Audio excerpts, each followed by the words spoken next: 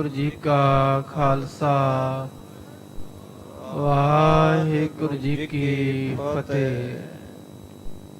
तेग बहादुर सिमरिय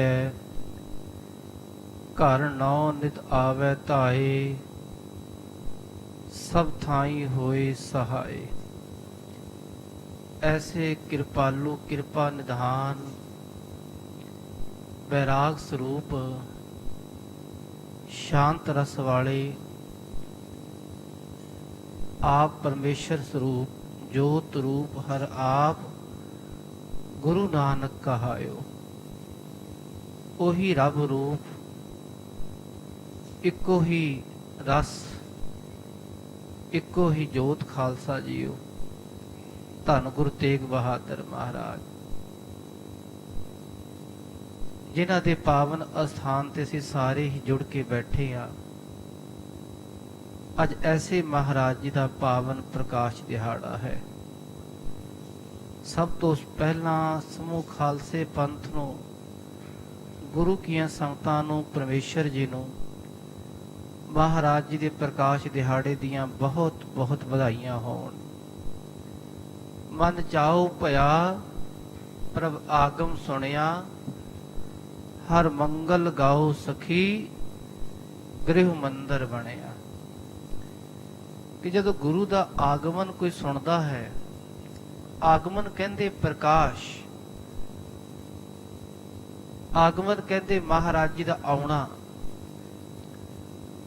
धन गुरु तेग बहादुर महाराज अज दे दिहाड़े सन 1621 ईस्वी नूं गुरु के महल जिला श्री अमृतसर साहिब अमृतसर शहर विच ही खालसा जी पावन स्थान है जिथे तख्त अकाल तख्त साहिब है। उहदे पिछले पासे गली विच वो रस्ता जाउंदा है खालसा जी जिथे गुरु तेग बहादुर महाराज जी का पावन प्रकाश होया। पिता गुरु हरगोबिंद साहिब ते माता नानकी जी जिन्हां दे घर अज धन गुरु तेग बहादुर महाराज त्यागमल जी त्याग दे स्वरूप इन्हां दा प्रकाश होया खालसा जी। भावें गुरु नानक महाराज की जोत वो पहला ही चलती आ रही है, जोत ओही चलती आ रही है ना। जोत ओहा जुगत साए सहकाया फेर पलटी है। वो जोत अजे 6वें पातशाह दे अंदर है। तुसी कहो कि फिर 9वें पातशाह का प्रकाश किवें हो गया भी? एक गुरु साहिबान अजे हन शरीर विच ते दूजे गुरु साहिबान का प्रकाश है। वो शरीर का जन्म है। शरीर हर एक का जमदा है मरदा है खालसा जी। 5 तत्ते तन रचियो जानो चतुर सुजान जेहते उपजियो नानका लीन ताही मेहमान। जिथों शरीर बनया उथे समा जाना है। पर जोत ये जमदी मरदी नहीं, साडी जीव जोत है। कि जीव जोत अपने कर्मा दे विछोड़े करके दुनिया में आई है, दुख भोग रही है खालसा जी। पर रब्बी जोत गुरु जोत उहदा कर्मा का लेखा नहीं होंदा। उन्हां बारे जिक्र है गुरबाणी विच जन्म मरण दुहु मह नाही जन परोपकारी आए जी दान दे भगती लायन हर स्यों लैन मिलाए। ऐसे सन गुरु तेग बहादुर महाराज, ना जन्म विच ना मरण विच सब नूं जोड़न लई आए ते आप जुड़े होए महाराज। ओही रब्बी जोत इन्हां दे अंदर जो सबना विच इक्को ही है खालसा जी। आखो सतनाम। तुहाडे विच भी ओही है, साडे विच भी ओही है, गुरु ग्रंथ साहिब विच भी ओही है। बस ਜੇ ਸਮਝ ਆ ਜਾਵੇ ਬਸ ਸਭ ਗੋਬਿੰਦ ਹੈ, ਸਭ ਗੋਬਿੰਦ ਹੈ, ਗੋਬਿੰਦ ਬਿਨ ਨਹੀਂ ਕੋਈ। ਅਸੀਂ ਅਗਿਆਨੀ ਜੀਵ ਹਾਂ ਤੇ ਗੁਰੂ ਤੇਗ ਬਹਾਦਰ ਮਹਾਰਾਜ ਨੂੰ ਆਪਣੇ ਸਰੂਪ ਦਾ ਗਿਆਨ ਸੀ। ਬਸ ਇੱਕ ਮਨੁੱਖੀ ਲੀਲਾ ਕਰ ਰਹੇ ਸਨ। ਮਨੁੱਖੀ ਲੀਲਾ ਕਰਨ ਲਈ ਮਹਾਰਾਜ ਨੇ 10 ਜਾਮੇ ਧਾਰਨ ਕੀਤੇ, ਕਿਉਂਕਿ ਇਤਨਾ ਵੱਡਾ ਖਾਲਸਾ ਜੋ ਸਿਧਾਂਤ ਖਾਲਸੇ ਪੰਥ ਦਾ, ਉਹ ਇੱਕ ਸਰੀਰ ਵਿੱਚ ਮਹਾਰਾਜ ਪ੍ਰਗਟ ਕਰ ਸਕਦੇ ਸਨ, ਪਰ ਮਹਾਰਾਜ ਨੇ ਮਨੁੱਖੀ ਲੀਲਾ ਕਰਦੇ ਹੋਏ ਵੱਖ-ਵੱਖ ਜਾਮਿਆਂ ਵਿੱਚ ਵੱਖ-ਵੱਖ ਸਿਧਾਂਤ ਪ੍ਰਗਟ ਕੀਤੇ। ਆਪ ਕਦੀ ਸੇਵਾ ਕਰਕੇ ਵਿਖਾਇਆ ਵੀ ਸੇਵਾ ਕਰਕੇ ਗੁਰਿਆਈ ਮਿਲਦੀ ਹੈ। ਆਪ ਇਹ ਦਰਸਾਇਆ ਕਿ ਬੰਦਗੀ ਕਰੋ ਗੁਰਿਆਈ ਤਾਂ ਮਿਲੇਗੀ। ਇਹ ਸਾਰੇ ਕਾਰਜ ਕਰਕੇ ਵਿਖਾਏ ਵੱਖ-ਵੱਖ ਜਾਮਿਆਂ ਵਿੱਚ ਗੁਰੂ ਸਾਹਿਬਾਨ ਨੇ ਮਹਾਰਾਜ। ਤੇ ਅੱਜ ਐਸੇ ਗੁਰੂ ਦਾ ਮਹਾਰਾਜ ਦਾ ਪ੍ਰਕਾਸ਼ ਹੋਇਆ ਖਾਲਸਾ ਜੀਓ। ਜਦੋਂ ਸਤਿਗੁਰ ਮਹਾਰਾਜ ਜੀ ਦਾ ਪ੍ਰਕਾਸ਼ ਹੋਇਆ ਤੇ ਦਾਈ ਇਹਨਾਂ ਨੂੰ ਲੈ ਕੇ ਗੁਰੂ ਹਰਗੋਬਿੰਦ ਸਾਹਿਬ ਦੇ ਕੋਲ ਆਈ। ਕਹਿਣ ਲੱਗੀ, ਮਹਾਰਾਜ ਤੁਹਾਡੇ ਘਰ ਸਾਹਿਬਜ਼ਾਦੇ ਦਾ ਆਗਮਨ ਹੋਇਆ ਹੈ। ਤੇ ਮਹਾਰਾਜ ਜੀ ਨੇ ਵੇਖ ਕੇ ਮੱਥਾ ਟੇਕਿਆ ਸਾਹਿਬਜ਼ਾਦੇ ਨੂੰ। ਆਖੋ ਸਤਨਾਮ ਸ੍ਰੀ ਵਾਹਿਗੁਰੂ। ਨਾਲ ਖੜੇ ਸਨ ਭਾਈ ਵਿਧੀ ਚੰਦ ਜੀ। ਕਹਿਣ ਲੱਗੇ, ਮਹਾਰਾਜ ਇਹ ਕੀ ਗੱਲ, ਉਲਟੀ ਗੰਗ ਵਹਾਈਓਨ, ਗੰਗਾ ਉਲਟੀ ਵਹਾਣ ਲੱਗੇ ਹੋ ਮਹਾਰਾਜ। ਸਤਿਗੁਰ ਕਹਿਣ ਲੱਗੇ, ਹਾਂ ਇਹ ਦੁਨੀਆ ਵਿੱਚ ਗੰਗਾ ਭਾਵੇਂ ਸਿੱਧੀ ਵਹਿੰਦੀ ਹੋਵੇਗੀ, ਪਰ ਰੱਬ ਦੇ ਘਰ ਤਾਂ ਗੰਗਾ ਉਲਟੀ ਵਹਿੰਦੀ ਹੈ। ਤੁਸੀਂ ਮਹਾਰਾਜ ਮੱਥਾ ਟੇਕਦੇ ਪਏ ਹੋ ਆਪਣੇ ਬੱਚੇ ਨੂੰ, ਬੱਚੇ ਨੂੰ ਕਿਹੜਾ ਮੱਥਾ ਟੇਕਦਾ ਮਹਾਰਾਜ। ਸਤਿਗੁਰੂ ਕਹਿਣ ਲੱਗੇ, ਬੱਚਾ ਨਹੀਂ ਹੈ, ਇਹ ਰੱਬ ਹੈ। ਇਹ ਐਸਾ ਨੂਰਾਨੀ ਸ਼ਖਸ ਹੈ ਕਿ ਜਿਹਦੇ ਚਰਨਾਂ ਵਿੱਚ ਸਾਰੀ ਦੁਨੀਆ ਮੱਥੇ ਟੇਕੇਗੀ।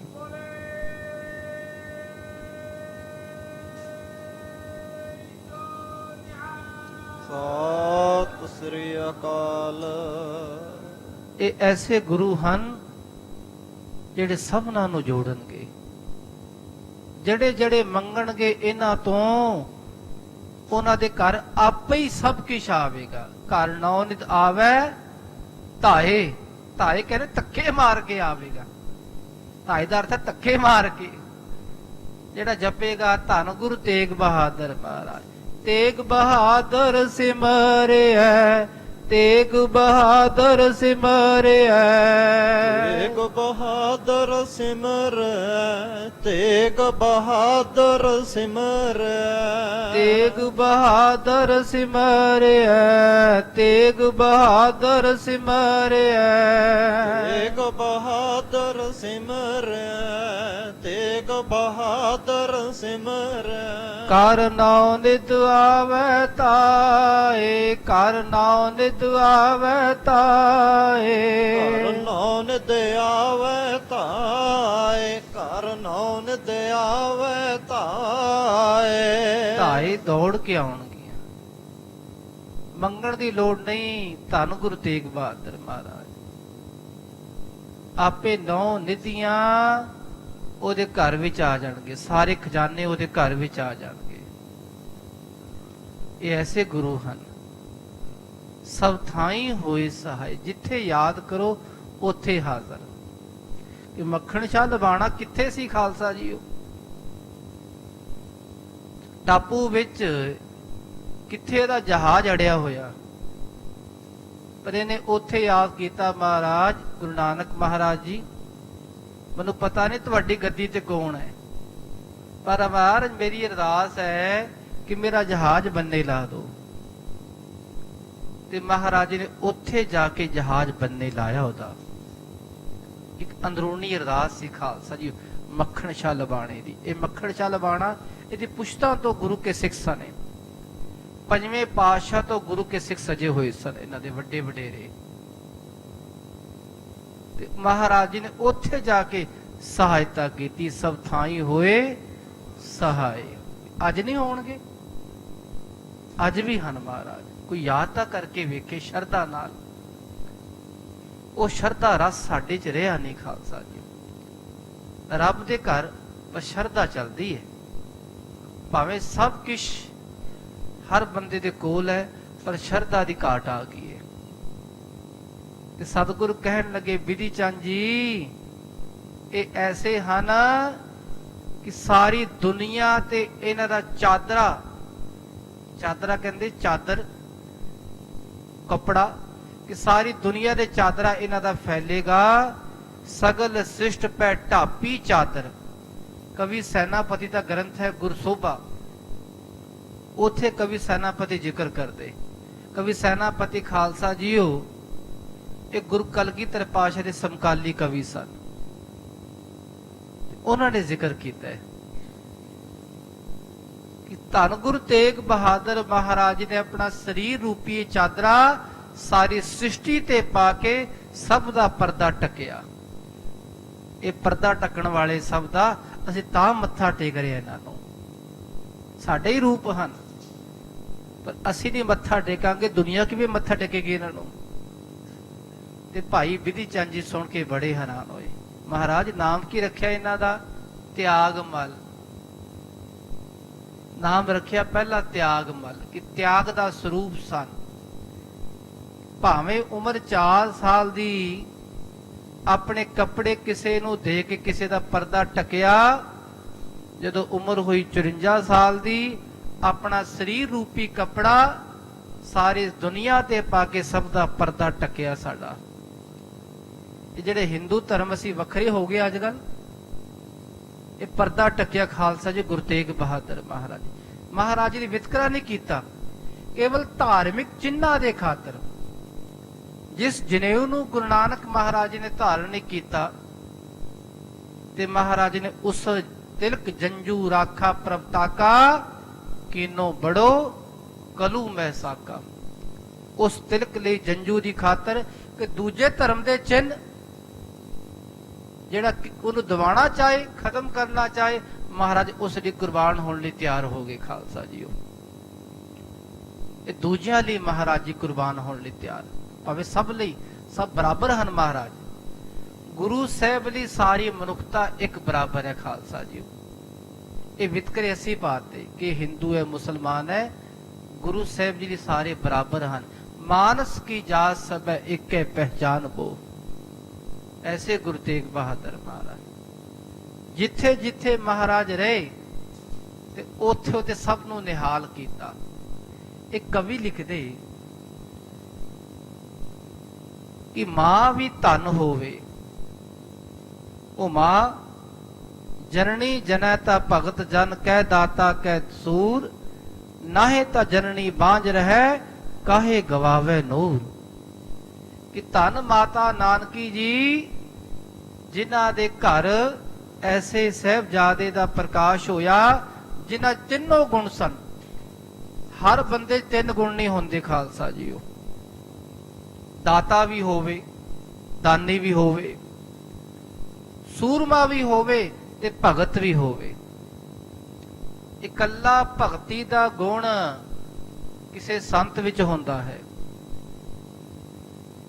ਇਕੱਲਾ ਜੋਧਪਈ ਦਾ ਗੁਣ, ਜੋਧਮਈ ਕਹਿੰਦੇ ਸੂਰਮਤਾਈ ਦਾ, ਸੂਰਮਤਾਈ ਦਾ ਗੁਣ ਇਕੱਲਾ ਸੀ ਨੈਪੋਲੀਅਨ ਬੋਨਾਪਾਰਟ ਵਿੱਚ, ਯੋਧਾ ਸੀ ਬੜਾ ਵੱਡਾ। ਪਰ ਗੁਰੂ ਤੇਗ ਬਹਾਦਰ ਮਹਾਰਾਜ ਜਿੱਥੇ ਯੋਧੇ ਹਨ, ਉੱਥੇ ਖਾਲਸਾ ਜੀਓ ਭਗਤ ਵੀ ਹਨ, ਸੰਤ ਵੀ ਹਨ। ਜਿੱਥੇ ਸੰਤ ਹਨ, ਉੱਥੇ ਮਹਾਰਾਜ ਤਿਆਗੀ ਵੀ ਹਨ। ਐਸੇ ਗੁਰੂ ਤੇਗ ਬਹਾਦਰ ਮਹਾਰਾਜ, ਤਿੰਨੋਂ ਗੁਣ ਇਹਨਾਂ ਦੇ ਅੰਦਰ। ਬਚਪਨ ਵਿੱਚ 4 ਸਾਲ ਦੀ ਅਵਸਥਾ, ਆਪਣੇ ਕੱਪੜੇ ਤਿਆਗ ਕਰ ਕਿਸੇ ਦਾ ਪਰਦਾ ਟਕਿਆ। ਜਦੋਂ ਉਮਰ ਹੋਈ 13 ਸਾਲ ਦੀ, ਲਗਭਗ 13 ਸਾਲ ਦੀ, 13-14 ਸਾਲ ਦੀ ਉਮਰ ਇਹਨਾਂ ਦੀ, ਗੁਰੂ ਹਰਗੋਬਿੰਦ ਸਾਹਿਬ ਦਾ ਚੌਥਾ ਯੁੱਧ ਹੋਇਆ ਖਾਲਸਾ ਜੀਓ। ਤੇ ਉੱਥੇ ਗੁਰੂ ਤੇਗ ਬਹਾਦਰ ਮਹਾਰਾਜ ਨੇ ਤੇਗ ਦੇ ਬੜੇ ਜ਼ੋਰ ਵਿਖਾਏ। ਜ਼ੋਹਰ ਕਹਿੰਦੇ ਤੇਗ ਦੀ ਕਲਾ ਵਿਖਾਣੀ। ਤੇਗ ਇਸ ਤਰ੍ਹਾਂ ਲਿਸ਼ਕਦੀ ਚਲਾਈ ਕਿ ਤੁਰਕਾਂ ਦੇ ਆਹੂ ਲਾ ਛੱਡੇ ਖਾਲਸਾ ਜੀਓ। ਜਿਹੜਾ ਜਿਹੜਾ ਅੱਗੇ ਅੜਿਆ ਉਹਨੂੰ ਝਾੜ ਕੇ ਪਰੇ ਕੀਤਾ। ਤੇ ਗੁਰੂ ਹਰਗੋਬਿੰਦ ਸਾਹਿਬ ਦੇਖਦੇ ਹਨ ਕਹਿਣ ਲੱਗੇ ਵਾਹ ਸ਼ਾਬਾਸ਼, ਲਖਤੇ ਜ਼ਿਕਰ ਵਾਹ ਸ਼ਾਬਾਸ਼, ਤੁਸੀਂ ਐਸੇ ਯੋਧੇ ਦੇ ਫਰਜ਼ੰਦ ਹੋ, ਤੁਹਾਡਾ ਫਰਜ਼ੰਦ ਵੀ ਐਸਾ ਯੋਧਾ ਹੋਵੇਗਾ। ਇਹ ਬਚਨ ਹਰਗੋਬਿੰਦ ਸਾਹਿਬ ਨੇ ਪਹਿਲੇ ਹੀ ਕਰਤਾ ਖਾਲਸਾ ਜੀ ਕਿ ਤੁਸੀਂ ਯੋਧੇ ਦੇ ਫਰਜ਼ੰਦ ਹੋ, ਤੁਹਾਡਾ ਫਰਜ਼ੰਦ ਵੀ ਐਸਾ ਸੂਰਮਾ ਹੋਵੇਗਾ। ਕਹਿਣ ਲੱਗੇ ਪੁੱਤਰ ਤੇਰਾ ਨਾਮ ਤਾਂ ਤਿਆਗਮਲ ਸੀ, ਉਹ ਤਿਆਗਮਲ ਵਾਲਾ ਬੰਦਾ ਉਹ ਕਿਵੇਂ ਤੇਗ ਫੜ ਕੇ ਜਦੋਂ ਆਹੂ ਲਾਂਦਾ ਦੁਸ਼ਮਣ ਦੇ, ਤੇ ਖਾਲਸਾ ਜੀ ਅਸ਼ ਅਸ਼ ਕਰਕੇ ਵਿਖਾਤੀ। ਕਹਿਣ ਲੱਗੇ ਪੁੱਤਰ ਤੇਰਾ ਨਾਮ ਤਿਆਗਮਲ ਨਹੀਂ, ਅੱਜ ਤੋਂ ਬਾਅਦ ਤੇਰਾ ਨਾਮ ਤੇਗ ਬਹਾਦਰ ਹੈ। ਇਹ ਕਲਾ ਕਿੱਥੋਂ ਸਿੱਖੀ? ਇਹ ਕਲਾ ਸਿੱਖੀ ਬਾਬਾ ਬੁੱਢਾ ਸਾਹਿਬ ਜੀ ਤੋਂ, ਭਾਈ ਗੁਰਦਾਸ ਜੀ ਤੋਂ ਤੇ ਗੁਰੂ ਹਰਗੋਬਿੰਦ ਸਾਹਿਬ ਤੋਂ। ਇਹ ਸਾਰੀ ਸ਼ਸਤਰ ਵਿਦਿਆ ਦਾ ਅਭਿਆਸ ਸਿੱਖਿਆ ਇਹਨਾਂ ਮਹਾਂਪੁਰਸ਼ਾਂ ਤੋਂ। ਇਤਨਾ ਗਿਆਨ ਬਚਪਨ ਤੋਂ ਹੀ ਪ੍ਰਾਪਤ ਕੀਤਾ ਖਾਲਸਾ ਜੀ। ਜਦੋਂ ਗੁਰੂ ਹਰਗੋਬਿੰਦ ਸਾਹਿਬ ਕੀਰਤਪੁਰ ਸਾਹਿਬ ਆ ਗਏ ਤੇ ਆਪਣੀ ਮਾਤਾ ਨਾਨਕੀ ਜੀ ਤੇ ਧਰਮ ਸੁਪਤਨੀ ਮਾਤਾ ਗੋਜਰੀ ਜੀ ਨਾਲ ਮਹਾਰਾਜ ਗੁਰੂ ਤੇਗ ਬਹਾਦਰ ਬਾਬਾ ਬਕਾਲਾ ਸਾਹਿਬ ਆ ਕੇ ਰਹਿਣ ਲੱਗੇ ਖਾਲਸਾ ਜੀ। ਇਹ ਬਾਬਾ ਬਕਾਲਾ ਪਹਿਲਾ ਬਕਾਲਾ ਹੀ ਸੀ ਤੇ ਬਾਬਾ ਤੇਗ ਬਹਾਦਰ ਅੱਜ ਵੀ ਉੱਥੇ ਕਹਿੰਦੇ ਨੇ, ਅੱਜ ਵੀ ਪੁਰਾਣੇ ਬਜ਼ੁਰਗ ਉੱਥੇ ਹਨ, ਉਹ ਕਹਿੰਦੇ ਬਾਬਾ ਤੇਗ ਬਹਾਦਰ। ਉਹ ਬਾਬਾ ਕਹਿੰਦੇ ਗੁਰੂ ਨਾਨਕ ਮਾਰ ਦੇ ਸਰੂਪ ਹਨ, ਇਹ ਬਾਬਾ ਨਾਨਕ ਹੀ ਹਨ ਬਸ, ਉਹ ਤਾਂ ਕਹਿੰਦੇ ਬਾਬਾ ਤੇਗ ਬਹਾਦਰ। ਤੇ ਐਸੇ ਗੁਰੂ ਤੇਗ ਬਹਾਦਰ ਲਗਭਗ 20-22 ਸਾਲ ਬਾਬਾ ਬਕਾਲਾ ਸਾਹਿਬ ਰਹੇ ਖਾਲਸਾ ਜੀ। ਅੱਜ ਵੀ ਗੁਰਦੁਆਰਾ ਭੋਰਾ ਸਾਹਿਬ ਜਿੱਥੇ ਸੰਗਤਾਂ ਦਰਸ਼ਨ ਕਰਦੀਆਂ ਤੇ ਉੱਥੇ ਮਹਾਰਾਜ ਜੀ ਕੀ ਜਪਦੇ ਰਹੇ, ਸਭ ਜਪੀਏ ਵਾਹਿਗੁਰੂ ਵਾਹਿਗੁਰੂ ਵਾਹਿਗੁਰੂ ਵਾਹਿਗੁਰੂ ਵਾਹਿਗੁਰੂ ਵਾਹਿਗੁਰੂ ਵਾਹਿਗੁਰੂ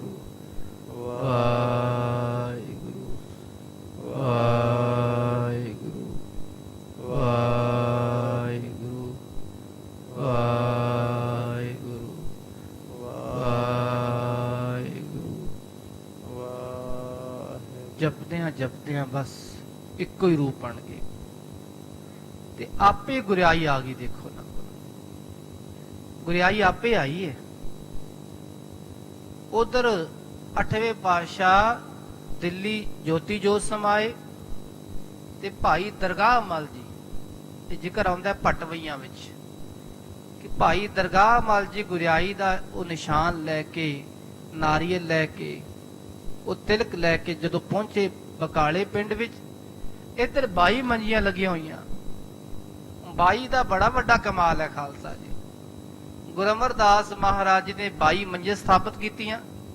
ਉਹ 22 ਮੰਜੀਦਾਰ ਉਹ ਸਨ ਬ੍ਰਹਮ ਗਿਆਨੀ, ਤਤ ਵੇਤੇ ਰੱਬ ਦੇ ਪਿਆਰੇ।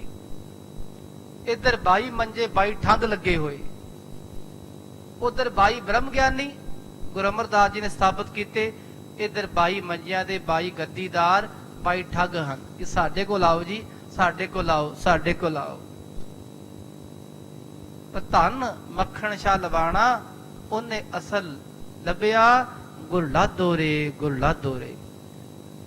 ਮੱਖਣ ਸ਼ਾਹ ਲਵਾਣੇ ਨੇ ਪਛਾਣ ਕਰ ਹੀ ਲਈ ਵੀ ਅਸਲ ਗੁਰੂ ਇਹ ਹੈ। ਕਿਉਂ? ਭਾਵੇਂ ਉਹਦੇ ਮਨ ਵਿੱਚ ਸ਼ੰਕਾ ਪੈਦਾ ਹੋ ਗਈ ਵੀ ਅਸਲ ਗੁਰੂ ਕਿਹੜਾ ਹੈ। ਉਹਨੇ ਪਛਾਣ ਕਿਵੇਂ ਕੀਤੀ? 2-2 ਮੋਹਰਾਂ ਸਭ ਦੇ ਅੱਗੇ ਰੱਖਤੀਆਂ। ਇਹ ਵੀ ਗੁਰੂ ਨਹੀਂ, ਇਹ ਵੀ ਗੁਰੂ ਨਹੀਂ, ਇਹ ਸਭ ਕੱਚੇ ਗੁਰੂ ਹਨ, 2-2 ਮੋਹਰਾਂ ਵਾਲੇ।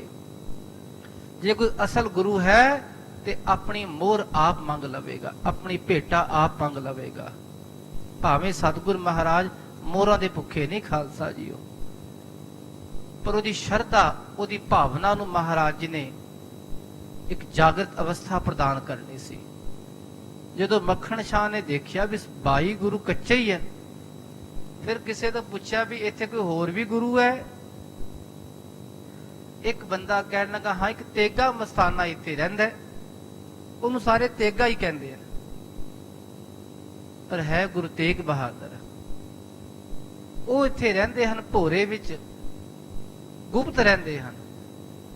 ਤੇ ਮੱਖਣ ਸ਼ਾਹ ਲਵਾਣਾ ਜਦੋਂ ਉਹਨਾਂ ਕੋਲ ਜਾਣ ਲੱਗਾ ਤੇ ਬਾਹਰ ਬੈਠੇ ਮਾਤਾ ਗੋਜਰੀ ਜੀ ਕਹਿਣ ਲੱਗੇ, ਮਾਤਾ ਜੀ ਮੱਖਣ ਸ਼ਾਹ ਇਕੱਲਾ ਨਹੀਂ ਆਇਆ, ਉਹਦੇ ਨਾਲ ਉਹਦਾ ਬੇਟੀ ਸੀ, ਉਹਦਾ ਬੇਟਾ ਸੀ, ਉਹਦੀ ਘਰ ਵਾਲੀ ਵੀ ਸੀ, ਨਾਲ ਉਹਦੇ ਹੋਰ ਸਿਪਾਹੀ ਵੀ ਸਨ। ਖਾਲਸਾ ਜੀ ਇਕੱਲਾ ਨਹੀਂ ਆਇਆ, ਇਹ ਜ਼ਿਕਰ ਆਉਂਦਾ ਪਟਵੀਆਂ 'ਚ। ਇਕੱਲਾ ਨੇ ਮੱਖਣ ਸ਼ਾਹ ਆਇਆ, ਨਾਲ ਬੇਟੀ ਵੀ ਸੀ, ਤੇ ਬੇਟੇ ਕੋਲ ਮੋਹਰ ਥੈਲੀ ਫੜੀ ਹੋਈ ਪਿਛਲੇ ਪਾਸੇ। ਜਦੋਂ ਅੰਦਰ ਵੜਿਆ, ਮੱਥਾ ਟੇਕਿਆ, ਸਤਿਗੁਰ ਕਹਿਣ ਲੱਗੇ ਮੱਖਣ ਸ਼ਾਹ ਦੋ ਹੀ ਮੋਹਰਾਂ ਬਸ, ਸਾਡਾ ਮੋਢਾ ਵੇਖ ਲੈ ਅਜੇ ਵੀ ਨਿਸ਼ਾਨ ਹੈ, ਮੋਹਰਾ ਅੱਗੇ ਕਰ। ਤੇ ਮੱਖਣ ਸ਼ਾਹ ਦੇ ਉਹਨੂੰ ਚਾਹ ਚੜ ਗਿਆ, ਕਹਿੰਦਾ ਮਹਾਰਾਜ ਮੋਹਰਾ ਤੇ ਬਹਾਨਾ ਹੀ ਹੈ, ਬਸ ਲੱਭਣ ਆਏ ਸੀ ਗੁਰਲਾਦੋ ਰੇ ਗੁਰਲਾਦੋ ਰੇ ਗੁਰਲਾਦੋ ਰੇ। ਬਸ ਇਹ ਤਾਂ ਮਹਾਰਾਜ ਮੋਹਰਾ ਤੇ ਕੇਵਲ ਤੁਹਾਡੀ ਕਲਾ ਹੀ ਹੈ, ਤੁਸੀਂ ਆਪਣੀ ਭੇਟਾ ਮਹਾਰਾਜ ਆਪ ਮੰਗ ਲਈ, ਪਰ ਸਾਰੀ ਦੁਨੀਆ ਚਾਹੁੰਦੀ ਹੈ ਕਿ ਅਸਲ ਗੁਰੂ ਪ੍ਰਗਟ ਹੋ ਜਾਵੇ, ਤੇ ਪ੍ਰਗਟ ਹੋ ਹੀ ਜਾਂਦਾ ਹੈ।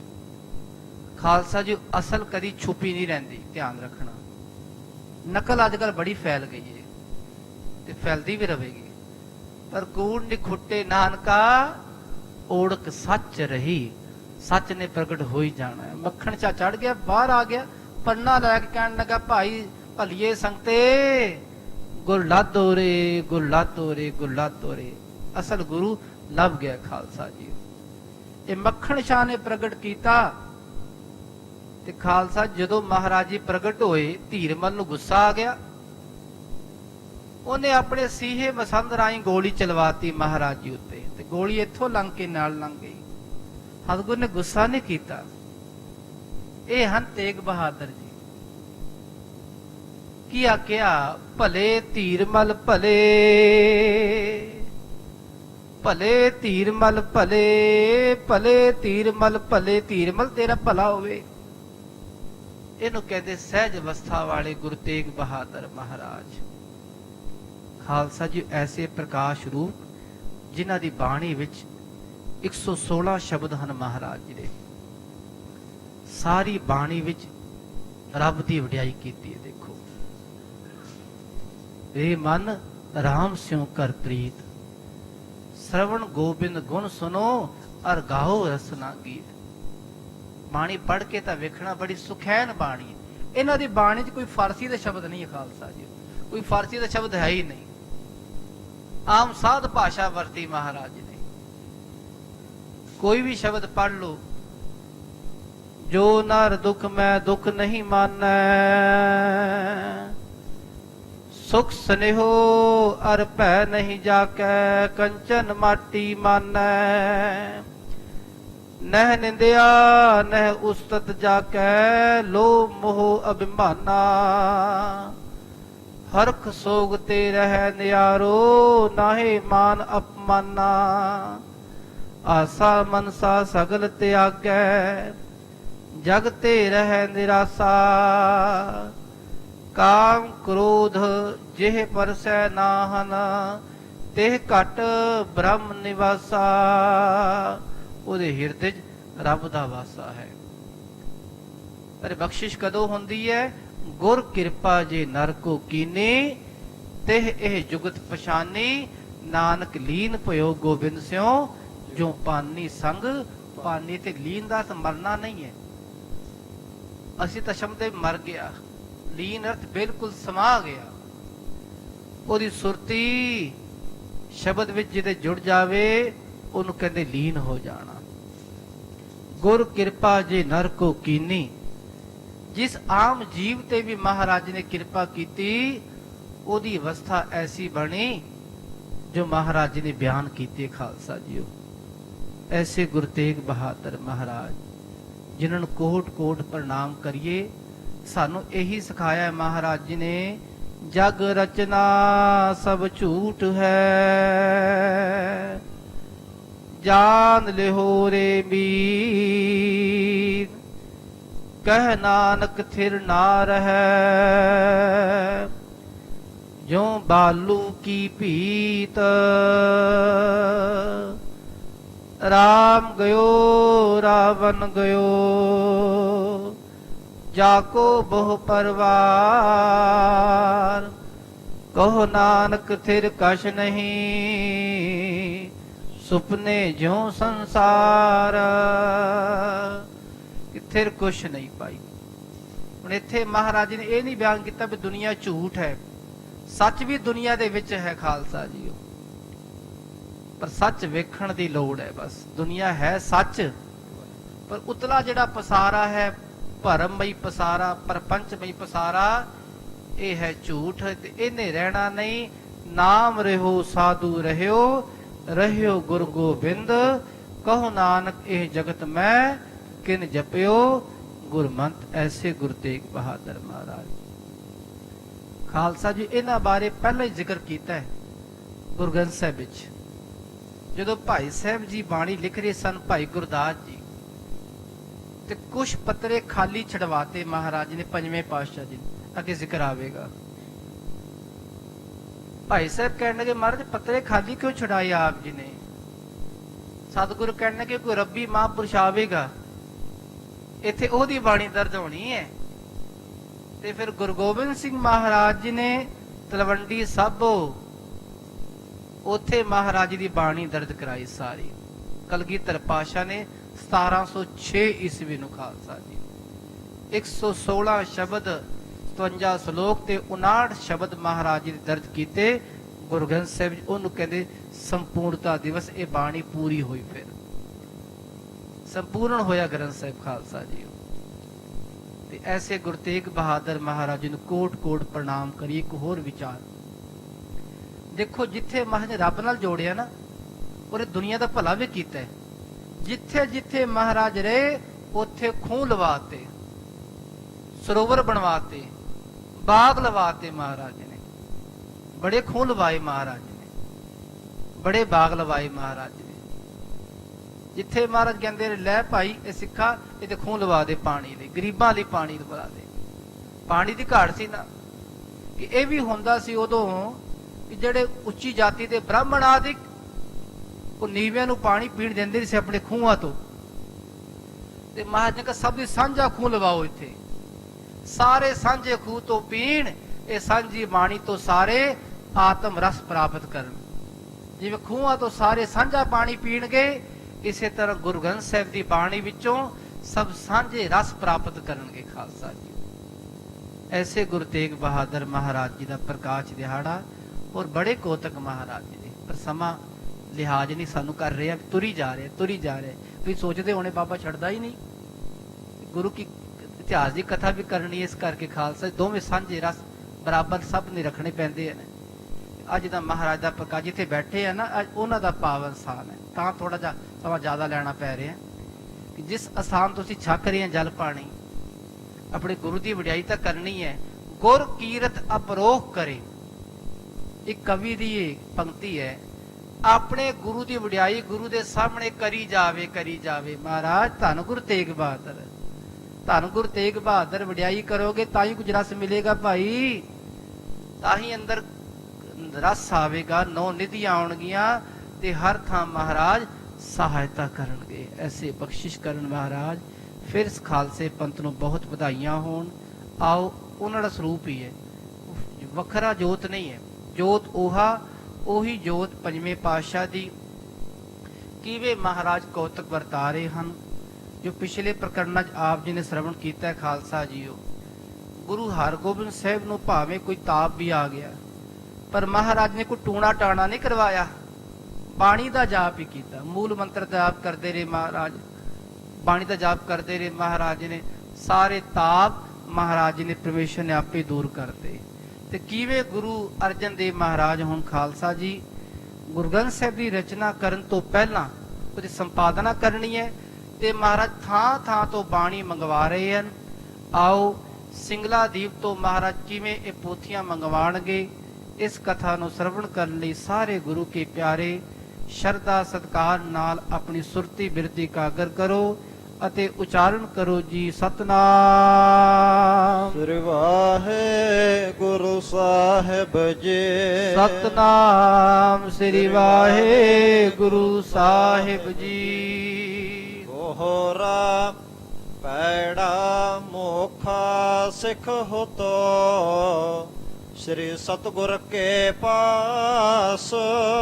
ਧੰਨ ਗੁਰੂ ਅਰਜਨ ਦੇਵ ਮਹਾਰਾਜ ਜੀ ਦੇ ਚਰਨਾਂ ਵਿੱਚ ਇੱਕ ਸੇਵਾ ਕਰਨ ਵਾਲਾ ਗੁਰੂ ਕਾ ਪਿਆਰਾ ਹੈ ਭਾਈ ਪੈੜਾ ਮੁਖਾ ਜੀ, ਜੋ ਹਰ ਵੇਲੇ ਮਹਾਰਾਜ ਜੀ ਦੀ ਸੇਵਾ ਕਰਦਾ ਹੈ। ਸੇਵੇ ਨਿਸ ਦਿਨ ਗੁਰਨ ਕੋ ਸਿੱਖੇ ਹਿਰਦੈ ਪ੍ਰਕਾਸ਼।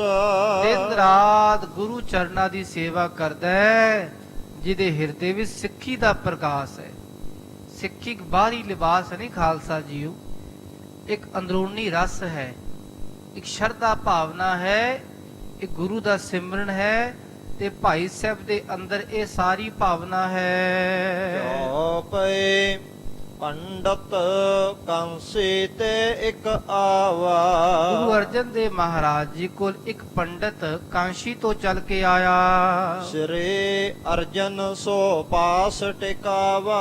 ਤੇ ਮਹਾਰਾਜ ਜੀ ਨੇ ਉਹਨੂੰ ਆਪਣੇ ਕੋਲ ਹੀ ਰੱਖ ਲਿਆ ਵੀ ਪੰਡਤ ਹੈ, ਵਿਦਵਾਨ ਹੈ। ਚਲੋ ਵਿਦਵਾਨ ਦਾ ਕਦਰ ਤਾਂ ਮਹਾਰਾਜ ਕਰਦੇ ਹੀ ਹਨ।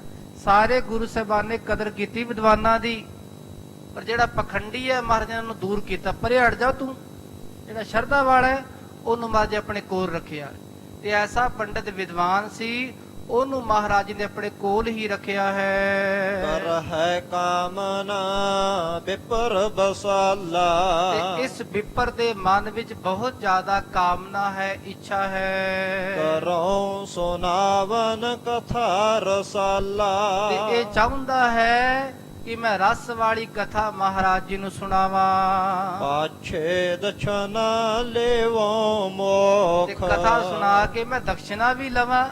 ਉਹ ਦਕਸ਼ਨਾ ਕੀ ਲਵਾਂਗਾ? ਮੋਖ ਲਵਾਂਗਾ, ਕਿ ਇਹਨਾਂ ਤੋਂ ਹੀ ਮੈਨੂੰ ਮੁਕਤੀ ਮਿਲੇਗੀ। ਪੈਸੇ ਵੀ ਖੁੱਲੇ ਮਿਲਣਗੇ ਤੇ ਮੁਕਤੀ ਦਾ ਦਾਨ ਵੀ ਇਹਨਾਂ ਤੋਂ ਮਿਲੇਗਾ। ਹੈ ਗਿਆਨ ਰੋ ਸਤ ਸੰਤੋਖ। ਤੇ ਇਹ ਮੁਕਤੀ ਦਾ ਦਾਨ ਕਿਵੇਂ ਦੇਣਗੇ? ਮੈਨੂੰ ਪਹਿਲਾਂ ਆਤਮ ਗਿਆਨ ਦੇਣਗੇ, ਸਤ ਸੰਤੋਖ ਦਾ ਗਿਆਨ ਦੇ ਕੇ ਤਾਂ ਹੀ ਮੇਰੀ ਮੁਕਤੀ ਕਰਨਗੇ। ਤੇਜ ਮਨ ਕੇ ਸਗਰੇ ਗੁਰ ਜਾਣੇ। ਤੇ ਪੰਡਤ ਦੇ ਮਨ ਵਿੱਚ ਇਹ ਵਿਚਾਰ ਅਜੇ ਚੱਲ ਹੀ ਰਹੀ ਹੈ, ਤੇ ਮਹਾਰਾਜ ਜੀ ਨੇ ਉਹਦੇ ਮਨ ਦੀ ਜਾਣੀ ਹੈ। ਰਾਖਿਓ ਨਿਕਟ ਰਹਿਓ ਸੁਖ ਮਾਨੇ। ਉਹਦੀ ਸ਼ਰਧਾ ਵੇਖ ਕੇ ਮਹਾਰਾਜ ਜੀ ਨੇ ਉਹਨੂੰ ਆਪਣੇ ਕੋਲ ਰੱਖਿਆ। ਪੰਡਤ ਸਾਡੇ ਕੋਲ ਹੀ ਰਵੋ ਤੇ ਇੱਥੇ ਬਹਿ ਕੇ ਆਪਣਾ ਗਿਆਨ ਵੰਡੋ। ਕੇਤਕ ਮਾਸ ਬਿਤੇ ਜਬ ਪਾਸਾ। ਤੇ ਇਸ ਤਰ੍ਹਾਂ ਜਦੋਂ ਪੰਡਤ ਜੀ ਮਹਾਰਾਜ ਦੇ ਕੋਲ ਰਹਿ ਕੇ ਗਿਆਨ ਵੰਡਦੇ ਰਹੇ, ਤਿਸੇ ਮਨੋਰਥ ਕੇ ਧਰ ਆਸਾ।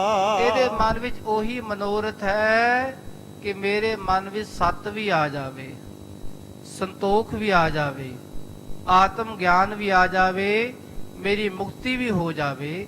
ਐਸਾ ਆਪਣੇ ਮਨ ਵਿੱਚ ਮਨੋਰਥ ਧਾਰਨ ਕਰਕੇ ਕੋਨ ਸ੍ਰੀ ਗੁਰ ਕਹੈ ਕਥਾ ਅਲਾਵ ਹੋ। ਤੇ ਫਿਰ ਮਹਾਰਾਜ ਜੀ ਕਹਿਣ ਲੱਗੇ, ਪੰਡਤ ਜੀ ਕੁਝ ਹੋਰ ਕਥਾ ਛੇੜ ਲੋ। ਰੱਬ ਦੀ ਵਿਚਾਰਾ ਹੀ ਕਰਨੀ ਹੈ, ਇੱਥੇ ਹੋਰ ਗੱਲਾਂ ਨਹੀਂ ਕਰਨੀਆਂ ਦੁਨਿਆਵੀ। ਕੋਈ ਰੱਬ ਦੀ ਕਥਾ ਕਰਿਆ ਕਰੋ। ਵੇਦਨ ਕੇ ਉਪਨਿਸ਼ਦ ਸੁਨਾਵੋ। ਜੋ ਵੇਦਾਂ ਵਿੱਚ ਗਿਆਨ ਦੇ ਕਾਰਜ ਹਨ, ਗਿਆਨ ਦਾ ਇੱਕ ਸਿਧਾਂਤ ਹੈ, ਉਸ ਸਿਧਾਂਤ ਨੂੰ ਬਿਆਨ ਕਰੋ। ਜੋ ਉਪਨਿਸ਼ਦ ਖਾਲਸਾ ਜੀ ਵੱਖਰੇ ਗ੍ਰੰਥ ਹਨ, 4 ਵੇਦ ਤੇ 6 ਸ਼ਾਸਤਰ, 18 ਪੁਰਾਣ ਤੇ 108 ਉਪਨਿਸ਼ਦ ਮੰਨਦੇ ਹਨ। ਉਹਨਾਂ 'ਚ 11 ਮੁੱਖ ਹਨ, ਤੇ ਜਿਨ੍ਹਾਂ ਵਿੱਚ ਗਿਆਨ ਦੀ ਗੱਲ ਹੈ, ਰੂਹਾਨੀ ਰਸ ਹੈ, ਪੰਡਤ ਜੀ ਤੁਸੀਂ ਉਹਨਾਂ ਦੀ ਗੱਲ ਕਰਿਆ ਕਰੋ। ਤਿਜ ਸੁਨ ਹਰਖਿਓ ਲਾਗਿਓ ਕਰਨੇ। ਇਹ ਮਹਾਰਾਜ ਨੇ ਕਿਉਂ ਆਖਿਆ? ਤੁਹਾਡੇ ਮਨ ਸ਼ੰਕਾ ਆਵੇਗਾ, ਗੁਰੂ ਘਰ ਵੀ ਉਪਨਿਸ਼ਦ ਦੀ ਕਥਾ। ਸਤਿਗੁਰੂ ਦੱਸਣਾ ਚਾਹੁੰਦੇ ਹਨ, ਭਾਈ ਗੁਰੂ ਕੀ ਬਾਣੀ ਸੌਖੀ ਵੀ ਹੈ ਸਭ ਤੋਂ। ਸੰਸਕ੍ਰਿਤ ਦੀ ਲੋੜ ਨਹੀਂ ਇੱਥੇ, ਸਭ ਨੂੰ ਸੌਖਾ ਹੀ। ਭਾਵੇਂ ਕੋਈ ਥੋੜਾ ਬਹੁਤਾ ਪੜ੍ਹ ਕੇ ਆਵਾਜ਼ ਆ ਨਾ, ਉਹਦਾ ਬੇੜਾ ਪਾਰ ਹੋ ਜਾਏਗਾ। ਦੂਜੀ ਗੱਲ, ਇਸ ਬਾਣੀ ਵਿੱਚ ਹਰ ਥਾਂ ਤੇ ਆਤਮ ਰਸ ਹੈ। ਭਾਵੇਂ ਵੇਦਾਂ ਵਿੱਚ, ਸ਼ਾਸਤਰਾਂ ਵਿੱਚ ਹਰ ਥਾਂ ਤੇ ਆਤਮ ਰਸ ਨਹੀਂ ਹੈ। ਕਰਮ ਕਾਂਡ ਵੀ ਹੈ, ਭਗਤੀ ਦੇ ਕਾਂਡ ਵੀ ਹਨ, ਗਿਆਨ ਦਾ ਕਾਂਡ ਵੀ ਹੈ, ਹੋਰ ਬੜਾ ਕੁਝ ਹੈ। ਪਰ ਇੱਥੇ ਹਰ ਅੰਗ ਦੇਖ ਲੋ, ਹਰ ਸ਼ਬਦ ਦੇਖ ਲੋ, ਜਿੱਥੇ ਇਹੀ ਜ਼ਿਕਰ ਹੈ, ਵਾਹਿਗੁਰੂ ਵਾਹਿਗੁਰੂ। ਰੱਬ ਦੇ ਨਾਮ ਦੀ ਗੱਲ ਹੈ ਖਾਲਸਾ ਜੀ। ਇਸ ਕਰਕੇ ਮਹਾਰਾਜ ਇਹ ਵੀ ਦੱਸਣਾ ਚਾਹੁੰਦੇ ਆਪਣੇ ਸਿੱਖਾਂ ਨੂੰ ਕਿ ਗੁਰੂ ਕੇ ਸਿੱਖੋ, ਜਿਹੜਾ ਅਸਲ ਗੁਰੂ ਕੀ ਬਾਣੀ ਹੈ, ਰੱਬ ਦਾ ਨਾਮ ਹੈ, ਉਹ ਸਭ ਤੋਂ ਸ੍ਰੇਸ਼ਟ ਹੈ। ਬ੍ਰਹਮ ਰੂਪ ਕੋ ਜਿਸ ਮਹਿ ਤੇ ਨਿਰਨੈ, ਜਿਸ ਉਪਨਿਸ਼ਦਾਂ ਵਿੱਚ ਬ੍ਰਹਮ ਜੋ ਪ੍ਰਮਾਤਮਾ ਦਾ ਰੂਪ ਹੈ, ਉਹਦਾ ਨਿਰਣਾ ਕੀਤਾ ਗਿਆ ਹੈ। ਕਥਾ ਹੋਤ ਨਿਤਨੇਮ ਤੇ ਤਰਾਏ, ਨਿਤ ਨੇਮ ਦੇ ਨਾਲ ਰੋਜ਼ ਦੇ ਨੇਮ ਅਨੁਸਾਰ ਇਹ ਕਥਾ ਹੁੰਦੀ ਹੈ। ਇੱਕ ਦਿਨ ਆਇਓ ਸਾਲੋ ਤੇ ਪਾਏ, ਇੱਕ ਦਿਨ ਭਾਈ ਸਾਲੋ ਜੀ ਬ੍ਰਹਮ ਗਿਆਨੀ ਮਹਾਰਾਜ ਜੀ ਕੋਲ ਆਏ ਹਨ। ਅਨੰਨ ਹੋਏ ਗੁਰ ਪਗ ਲਪਟਾਨਾ, ਆਨੰਦ ਕਹਿੰਦੇ ਬਿਲਕੁਲ ਆਤਮ ਸਮਰਪਣ ਕਰਕੇ, ਬਸ ਜਿਸ ਵਿੱਚ ਹੋਰ ਕੋਈ ਭਾਵ ਨਾ ਹੋਵੇ, ਕੋਈ ਇੱਛਾ ਨਾ ਹੋਵੇ, ਆਪਣਾ ਤਨ ਮਨ ਧਨ ਸਭ ਸੌਂਪ ਗੁਰ ਕੋ ਹੁਕਮ ਮੰਨਿਐ ਪਾਈਐ। ਭਾਈ ਸਾਹਿਬ ਬਿਲਕੁਲ ਆਨੰਦ ਭਗਤੀ ਸਹਿਤ, ਆਨੰਦ ਪ੍ਰੇਮ ਦੇ ਸਹਿਤ ਗੁਰੂ ਚਰਨਾਂ 'ਚ ਮੱਥਾ ਟੇਕ ਰਹੇ ਹਨ। ਆਤ ਆਦਰ ਦੇਹ ਸ੍ਰੀ ਗੁਰ ਠਾਨਾ, ਧੰਨ ਗੁਰੂ ਅਰਜਨ ਦੇਵ ਮਹਾਰਾਜ ਨੇ ਬੜਾ ਆਦਰ ਕੀਤਾ ਭਾਈ ਸਾਲੋ ਜੀ ਦਾ। ਸਾਲੋ ਹੈ ਮੁਝ ਪਰਮ ਪਿਆਰਾ, ਸਤਿਗੁਰ ਕਹਿਣ ਲੱਗੇ, ਆਓ ਭਾਈ ਸਾਲੋ ਜੀ, ਆਓ ਸਾਡੇ ਕੋਲ ਬੈਠੋ।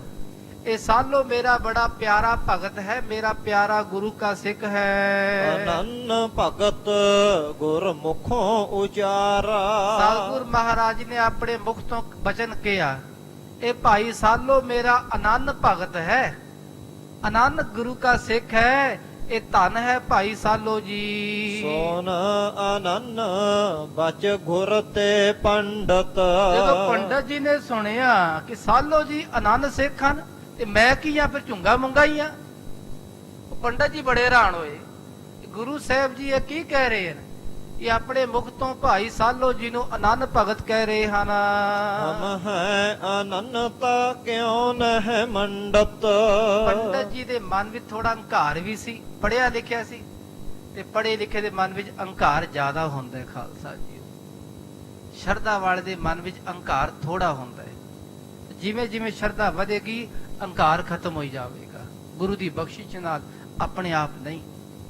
ਅਹੰਕਾਰ ਖਤਮ ਹੋਵੇਗਾ ਗੁਰੂ ਦੀ ਬਖਸ਼ਿਸ਼ ਨਾਲ।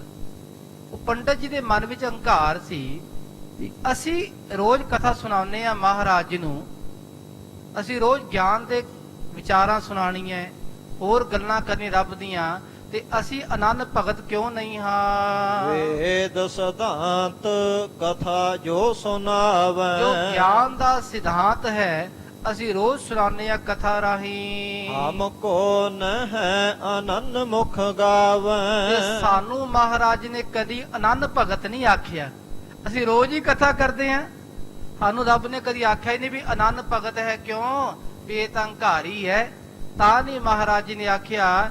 ਪੰਡਤ ਦੇ ਮਨ ਵਿੱਚ ਇਹ ਵਿਚਾਰ ਹੈ ਕਿ ਮੈਨੂੰ ਸਤਿਗੁਰ ਮਹਾਰਾਜ ਜੀ ਨੇ ਕਦੀ ਆਨੰਦ ਭਗਤ ਕਿਉਂ ਨਹੀਂ ਆਖਿਆ?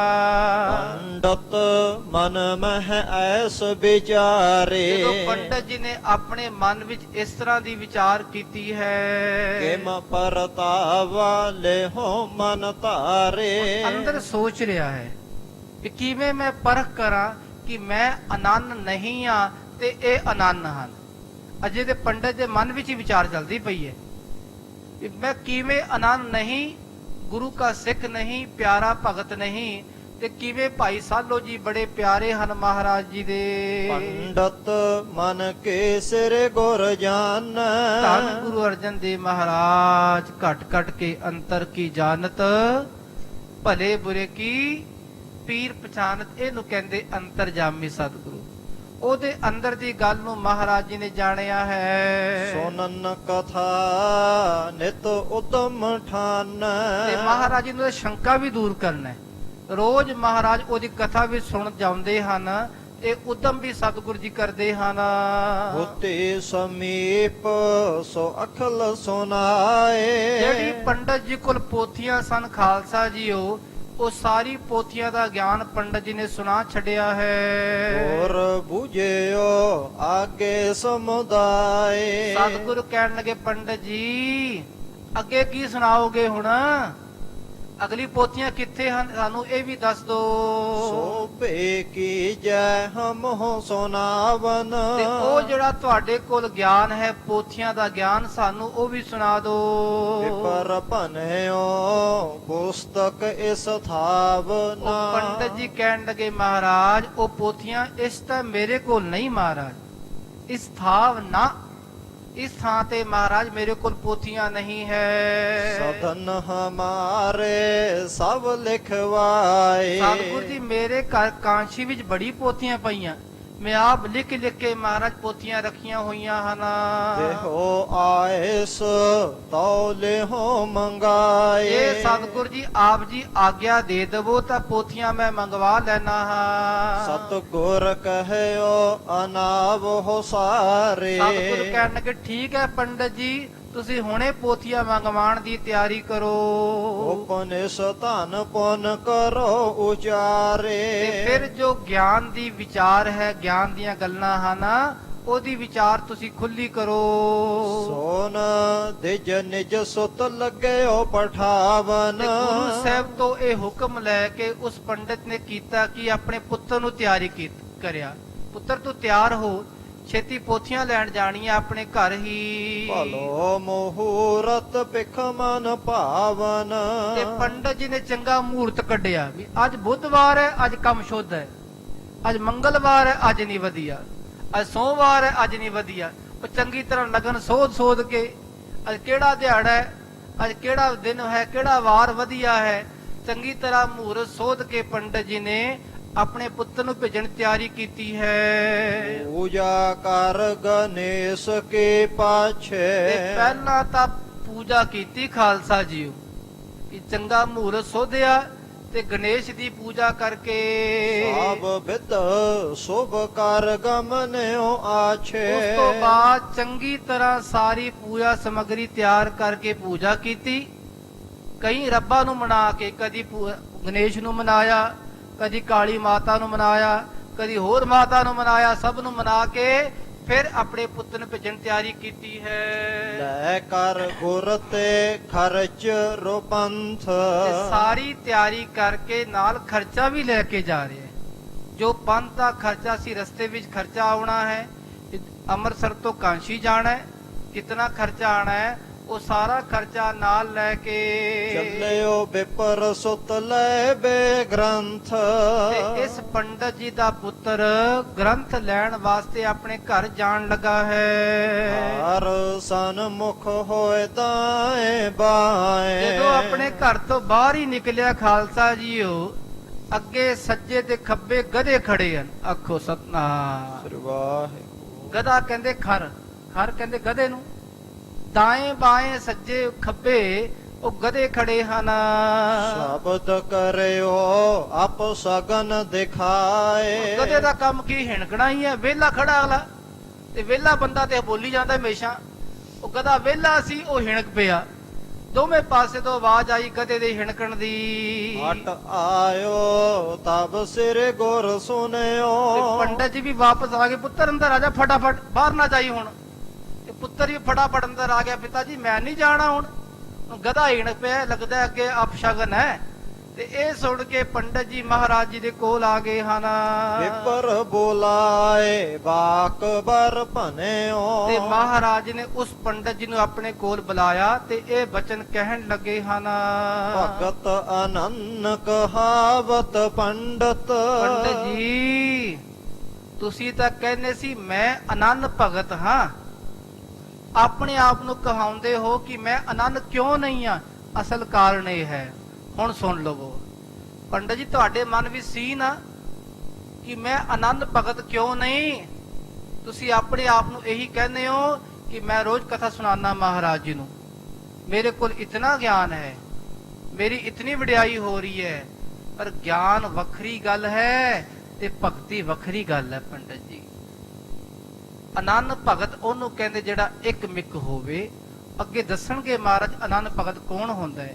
ਤੇ ਪੰਡਤ ਜੀ ਤੁਹਾਡੇ ਮਨ ਵਿੱਚ ਇਹੀ ਵਿਚਾਰ ਸੀ। ਹਰ ਤੇ ਯਤਰਾ ਕੀਨ ਸਖੰਡਤ। ਇਹਨੂੰ ਕਹਿੰਦੇ ਅਨੰਨ ਭਗਤ ਜਿਨੇ ਇਤਨੀ ਤਿਆਰੀ ਕੀਤੀ, ਮਹੂਰਤ ਸੋਧੇ, ਪੂਜਾ ਪਾਠ ਕੀਤਾ, ਗਣੇਸ਼ ਨੂੰ ਮਨਾਇਆ, ਕਈ ਦੇਵੀਆਂ ਨੂੰ ਮਨਾਇਆ। ਤੇ ਤੁਹਾਡੀ ਸਾਰੀ ਦੇਵੀ ਦੇਵਤੇ ਇੱਕ ਗਧੇ ਨੇ ਸਭ ਖੂਹ ਖਾਤੇ ਚ ਪਾਤੇ। ਤੁਸੀਂ ਇਤਨਾ ਜਪ ਤਪ ਕੀਤਾ, ਅੱਗੋਂ ਗਧਾ ਹਿਣਕ ਪਿਆ, ਉਹ ਸਭ ਖਤਮ ਹੀ ਹੋ ਗਿਆ ਤੁਹਾਡਾ ਜਪ ਤਪ। ਗਣਪਤ ਆਦ ਪੰਚਾਂਗ ਮਨਾਏ। ਜੋ ਗਣਾ ਦਾ ਪਤੀ ਹੈ, ਗਣਪਤ ਕਹਿੰਦੇ ਗਣਾ ਦਾ ਪਤੀ। ਯਗਨ, ਠਗਣ, ਮਗਣ, ਤਗਣ ਆਦਿਕ ਇਹ 8 ਗਣ ਹੁੰਦੇ ਖਾਲਸਾ ਜੀ। ਇਹ 8 ਗਣਾ ਦਾ ਜਿਹੜਾ ਜੋੜ ਬਣਦਾ ਉਹਨੂੰ ਕਹਿੰਦੇ ਗਣੇਸ਼। ਗਣ ਕਹਿੰਦੇ ਲਿਖਣ ਦੇ ਜਿਹੜੇ ਪਿੰਗਲ ਸ਼ਾਸਤਰ ਦੇ ਨਿਯਮ ਹੁੰਦੇ, ਤੇ ਉੱਥੋਂ ਬਣਿਆ ਗਣੇਸ਼, ਜੋ ਕਿ ਵੱਡਾ ਜਿਹੜਾ ਲਿਖਾਰੀ ਹੈ ਗਣੇਸ਼ ਮੰਨਿਆ ਜਾਂਦਾ ਹੈ ਹਿੰਦੁਸਤਾਨ ਦੀ ਫਿਲਾਸਫੀ ਵਿੱਚ। ਤੇ ਪੰਡਤ ਜੀ ਤੁਸੀਂ ਤਾਂ ਗਣੇਸ਼ ਦੀ ਪੂਜਾ ਕੀਤੀ, ਉਹਦੇ ਜਿਹੜੇ ਆਪਣੇ ਸਰੀਰ ਦੇ 5 ਅੰਗ ਉਹਦੇ ਚਰਨਾਂ ਝੁਕਾਏ, ਮੱਥਾ ਝੁਕਾਇਆ, ਨੱਕ ਝੁਕਾਇਆ, ਗੋਡਾ ਝੁਕਾਇਆ, ਹੱਥ ਲਾਇਆ। ਤੁਸੀਂ ਸਰੀਰ ਦੇ ਸਾਰੇ ਅੰਗ 5 ਅੰਗ ਉਹਦੇ ਚਰਨਾਂ ਵਿੱਚ ਝੁਕਾਏ ਵੀ ਹਨ। ਤਿਨ ਪਰ ਨਿਹਚਾ ਨਹੀਂ ਟਿਕਾਏ। ਤੁਹਾਡਾ ਭਰੋਸਾ ਨਹੀਂ, ਵਿਸ਼ਵਾਸ ਨਹੀਂ, ਤੁਹਾਡਾ ਇੱਕ ਐਸਾ ਭਰੋਸਾ ਨਹੀਂ ਆਪਣੇ ਗਣੇਸ਼ ਉੱਤੇ। ਜੇ ਭਰੋਸਾ ਹੋਵੇ ਗਣੇਸ਼ ਉੱਤੇ, ਤੁਹਾਡਾ ਬੇੜਾ ਪਾਰ ਕਿਉਂ ਨਹੀਂ ਹੋਵੇਗਾ? ਤੁਸੀਂ ਤਾਂ ਇਤਨੀ ਪੂਜਾ ਪਾਠ ਕਰਕੇ ਵੀ ਤੁਹਾਡਾ ਵਿਸ਼ਵਾਸ ਨਹੀਂ ਹੈ, ਭਰੋਸਾ ਨਹੀਂ ਆਪਣੇ ਗਣੇਸ਼ ਉੱਤੇ। ਸਿੱਖ ਅਨੰਨ ਭਗਤ ਹੈ ਮੇਰੇ। ਦੇਖੋ ਹੁਣ ਸਾਡੇ ਸਿੱਖ ਕਿਤਨੇ ਅਨੰਨ ਭਗਤ ਹਨ, ਗੁਰੂ ਕੇ ਪਿਆਰੇ ਹਨ। ਜੇ ਨਾ ਪ੍ਰਤੀਤ ਦੇਹੋ ਅਬਹੇਰੇ। ਜੇ ਤੁਹਾਨੂੰ ਭਰੋਸਾ ਨਹੀਂ, ਵਿਸ਼ਵਾਸ ਨਹੀਂ, ਆਪੇ ਆਪਣੀ ਅੱਖੀਂ ਵੇਖ ਲਵੋ। ਪੈੜੇ ਕੋ ਬੁਲਾਏ ਕਰ ਭਨਿਓ। ਤੇ ਉਸੇ ਵੇਲੇ ਮਹਾਰਾਜ ਨੇ ਭਾਈ ਪੈੜੇ ਮੋਖੇ ਨੂੰ ਆਪਣੇ ਕੋਲ ਬੁਲਾ ਕੇ ਇਹ ਬਚਨ ਕਹਿਆ ਹੈ। ਦੇਸ ਸੰਗਲਾ ਦੀਪ ਜੇ ਸੁਨਿਓ। ਪੈੜਾ ਜੀ, ਪੈੜਾ ਮੋਖਾ ਜੀ, ਕਦੀ ਸੁਣਿਆ ਸਿੰਗਲਾ ਦੀਪ ਕਿੱਥੇ ਹੈ? ਕਹਿਣ ਲੱਗਾ ਹਾਂ ਮਹਾਰਾਜ ਸੁਣਿਆ ਹੈ। ਸੁਣਿਆ ਚੰਗੀ ਤਰ੍ਹਾਂ? ਕਹਿੰਦਾ ਹਾਂ ਮਹਾਰਾਜ ਸੁਣਿਆ ਹੈ। ਹੇ ਭਾਈ ਪੈੜਾ ਮੋਖਾ ਜੀ, ਜਿੱਥੇ ਸਿੰਗਲਾ ਦੀਪ ਹੈ ਪ੍ਰਾਨ ਸੰਗਲੇ ਪੋਥੇ ਤਹਾਂ। ਤੇ ਉੱਥੇ ਇੱਕ ਪੋਥੀ ਪਈ ਹੈ ਗੁਰੂ ਨਾਨਕ ਮਹਾਰਾਜ ਜੀ ਦੀ ਪ੍ਰਾਣ ਸੰਗਲੀ ਪੋਥੀ। ਤੇ ਉਸ ਸਿੰਗਲਾ ਦੀਪ ਤੋਂ ਪ੍ਰਾਣ ਸੰਗਲੀ ਪੋਥੀ ਲੈ ਕੇ ਆਵੋ ਗਮਨੋ ਮਗਮਹਾ। ਤੇ ਹੁਣੇ ਜਾਓ ਉਸ ਰਸਤੇ ਤੇ ਪ੍ਰਾਣ ਸੰਗਲੀ ਪੋਥੀ ਲੈ ਕੇ ਆਓ। ਸ੍ਰੀ ਨਾਨਕ ਸਤਿਗੁਰ ਤਹਿ ਗਏ। ਤੇ ਉੱਥੇ ਗੁਰੂ ਨਾਨਕ ਮਹਾਰਾਜ ਜੀ ਵੀ ਗਏ ਸਨ। ਗੁਰਮਤਿ ਮਹਾ ਦ੍ਰਿੜਾਵਤ ਭੈ।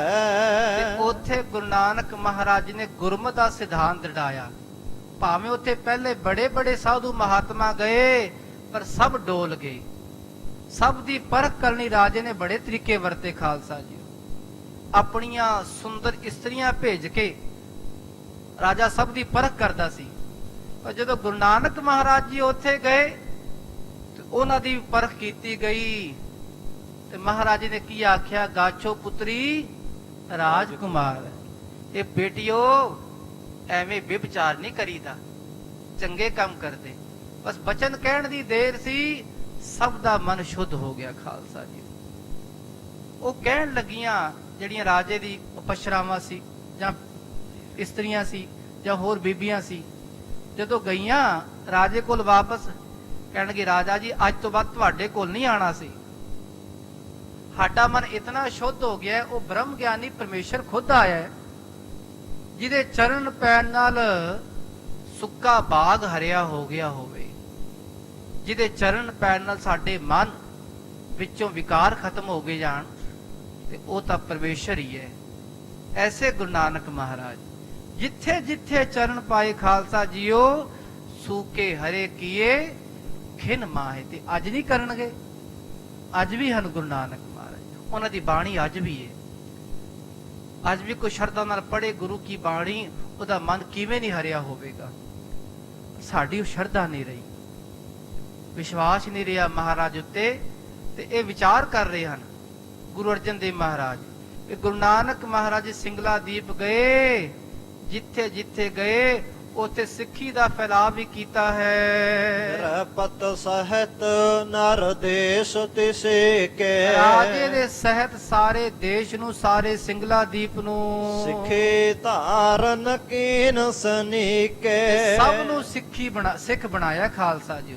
ਤੇ ਰਾਜੇ ਨੇ ਵੀ, ਰਾਜੇ ਸ਼ਿਵਨਾਭ ਨੇ ਤੇ ਉਹਦੀ ਸਾਰੀ ਪ੍ਰਜਾ ਨੇ ਸਿੱਖ ਧਰਮ ਨੂੰ ਧਾਰਨ ਕੀਤਾ। ਸਿੱਖ ਇੱਕ ਸਿੱਖੀ ਦਾ ਨਾਂ ਹੈ, ਉਹ ਸਿੱਖਣਾ ਹੈ। ਇਹ ਐਸੀ ਵੱਖਰੀ ਮਹਾਰਾਜ ਜੀ ਨੇ ਜਾਗ ਲਗਾਈ ਖਾਲਸਾ ਜੀਓ। ਇਹ ਕਿਹੜੀ ਜਾਗ ਸੀ?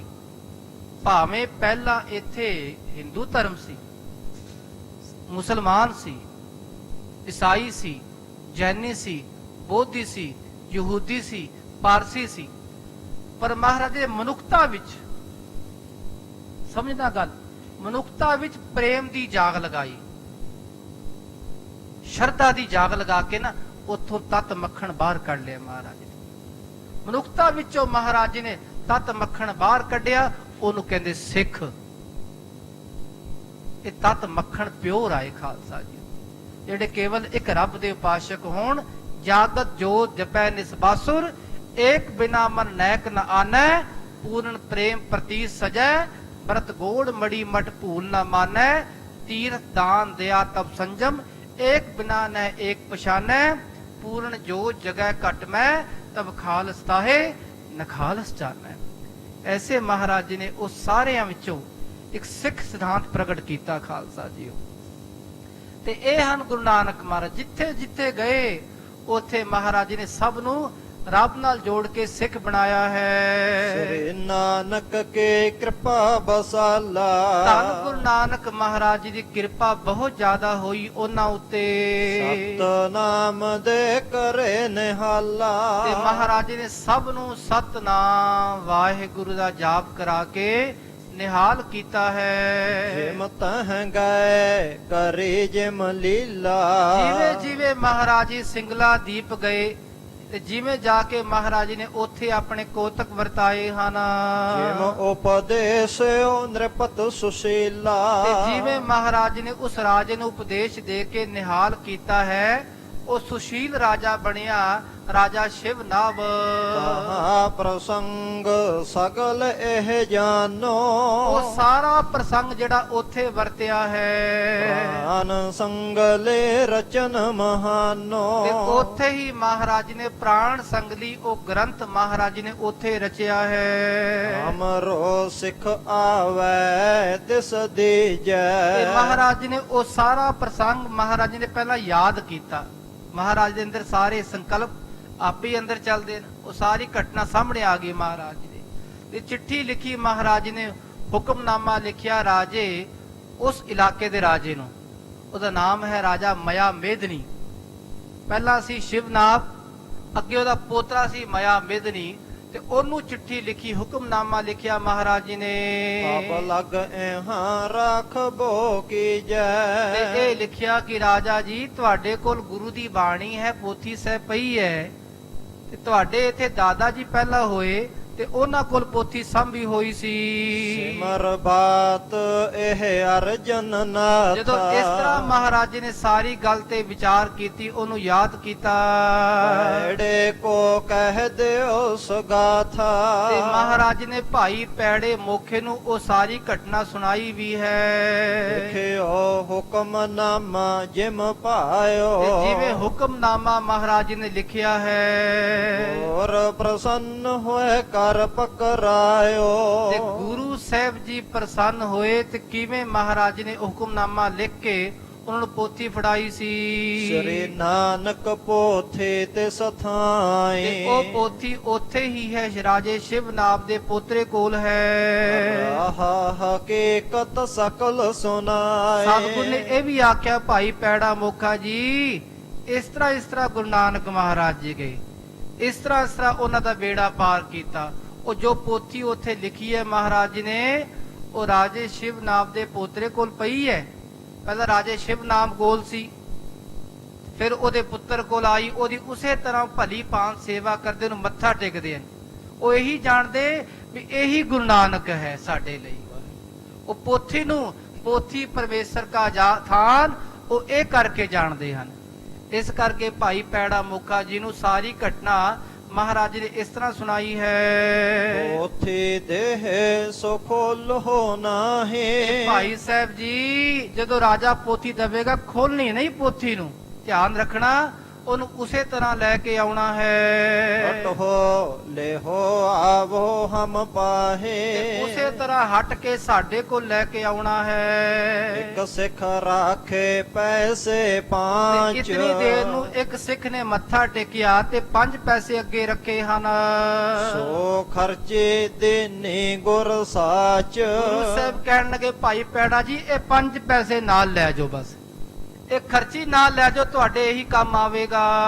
ਸਾਗਰ ਬਾਤ ਸਮਝਾਏ ਇਹ ਪਠਾਇਓ। ਸਾਰੀ ਗੱਲ ਚੰਗੀ ਤਰ੍ਹਾਂ ਸਮਝਾ ਕੇ ਭੇਜਿਆ ਭਾਈ ਪੈੜਾ ਮੋਖਾ ਜੀ ਨੂੰ। ਸੁਨ ਆਏ ਸਤਤ ਕਾਲ ਸਧਾਇਓ। ਗੁਰੂ ਦਾ ਆਦੇਸ਼ ਸੁਣ ਕੇ ਭਾਈ ਪੈੜਾ ਮੁਖਾ ਜੀ ਉਸੇ ਵੇਲੇ ਚਲੇ ਗਏ ਹਨ। ਪੰਡਤ ਕੋ ਦਿਖਾਏ ਤਬ ਕਹਿਓ। ਸਤਿਗੁਰੂ ਜੀ ਕਹਿਣ ਲੱਗੇ ਪੰਡਤ ਜੀ ਵੇਖੋ ਹੁਣ ਇਹ ਹਨ ਸਾਡੇ ਆਨੰਦ ਸੇਵਕ। ਆਖੋ ਸਤਿਨਾਮ। ਸ੍ਰੀ ਵਾਹਿਗੁਰੂ। ਸਤਿਗੁਰੂ ਕਹਿਣ ਲੱਗੇ ਪੰਡਤ ਜੀ ਅਸਲ ਘਟਨਾ ਇਹ ਹੈ ਆਨੰਦ ਸੇਵਕ ਦੀ, ਤੁਸੀਂ ਇਹ ਵੇਖੋ। ਕਮਨਿਓ ਸਿੱਖ ਭਲੇ ਤੈ ਲਹਿਓ। ਦੇਖੋ ਸਾਡਾ ਸਿੱਖ ਭਲੀ ਪ੍ਰਕਾਰ ਉੱਥੇ ਜਾ ਰਿਹਾ, ਕੇਵਲ 5 ਪੈਸੇ ਲੈ ਕੇ ਗਿਆ ਹੈ। ਵਾਰ ਮਹੂਰਤ ਤਿਥ ਨਹਿ ਪੁੱਛਾ। ਇਹਨੇ ਦੇਖਿਆ ਨਹੀਂ ਵੀ ਅੱਜ ਬੁੱਧਵਾਰ ਹੈ, ਇਹ ਤੁਰ ਪਿਆ ਫਟਾਫਟ। ਇਹ ਨਹੀਂ ਵੇਖਿਆ ਵੀ ਅੱਜ ਕਿਹੜਾ ਮਹੂਰਤ ਹੈ, ਮੈਂ ਗਣੇਸ਼ ਦੀ ਸੇਵਾ ਕਰਾਂ ਨਾ। ਇਹਨੂੰ ਨਹੀਂ ਦੇਖਿਆ ਮੈਂ ਕਾਲੀ ਦੇਵੀ ਸੇਵਾ ਕਰਾਂ ਨਾ। ਇਹਨੂੰ ਨਹੀਂ ਵੇਖਿਆ ਮੇਰੇ ਬੱਚੇ ਕਿੱਥੇ ਹਨ, ਕੁਛ ਨਹੀਂ ਸੋਚਿਆ ਇਹਨੇ। ਇਹਨੂੰ ਕਹਿੰਦੇ ਆਨੰਦ ਸੇਵਕ।